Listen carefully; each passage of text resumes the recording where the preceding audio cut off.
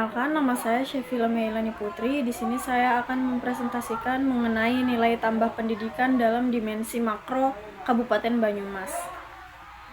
Yang pertama ada pendahuluan, yaitu secara makro, pendidikan dipandang sebagai investasi modal manusia atau human capital investment dengan sumber daya manusia yang terdidik, produktivitas, daya saing, dan kapasitas inovasi masyarakat meningkat. Pendidikan juga berfungsi sebagai fondasi pembangunan sosial, menanamkan nilai budaya, norma kebangsaan, toleransi, karakter, serta membentuk warga negara yang berdaya saing sekaligus bertanggung jawab sosial. Selanjutnya ada dimensi ekonomi dan pembangunan atau dampak bagi Kabupaten Banyumas, yaitu peningkatan kualitas pendidikan berkorelasi signifikan dengan pertumbuhan ekonomi lokal. Misalnya, tiap peningkatan 1%, pendidikan bisa meningkatkan output ekonomi regional atau GRDP secara nyata. Dengan sumber daya manusia yang lebih terampil dan terdidik, masyarakat memiliki peluang kerja dan pendapatan lebih tinggi. Hal ini membantu mengurangi kemiskinan dan ketimpangan ekonomi di tingkat kabupaten atau kawasan. Di konteks lokal, pendidikan juga dapat mendukung pengembangan potensi lokal, misalnya keunggulan budaya, kearifan lokal, atau sektor ekonomi berbasis masyarakat melalui lulusan yang paham budaya dan memiliki kompetensi sesuai potensi Banyumas. Contohnya, integrasi budaya lokal dalam pendidikan di Banyumas telah dibahas sebagai cara mempertahankan identitas sekaligus mendidik generasi yang sadar budaya. Kemudian selanjutnya ada relevansi bagi kebijakan dan pembangunan Kabupaten Banyumas.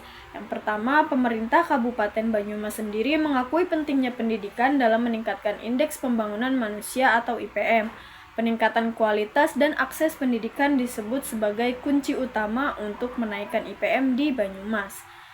Data profil pendidikan di Banyumas, misalnya indikator literasi, numeransi, karakter, kebinekaan menjadi dasar untuk perencanaan pembangunan pendidikan yang lebih strategis.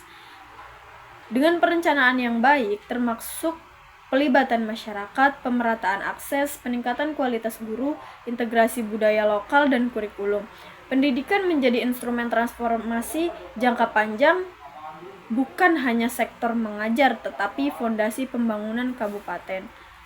Selanjutnya ada peningkatan kualitas SDM. Yang pertama, meningkatkan keterampilan dan produktivitas tenaga kerja. Dan yang kedua, mendorong daya saing daerah. Dan yang ketiga, relevan untuk sektor industri, jasa, dan UMKM. Selanjutnya ada kesimpulan. Secara makro, pendidikan di Banyumas memberikan nilai tambah besar pada perekonomian lokal melalui peningkatan produktivitas, daya saing, pendapatan, dan pengurangan kemiskinan.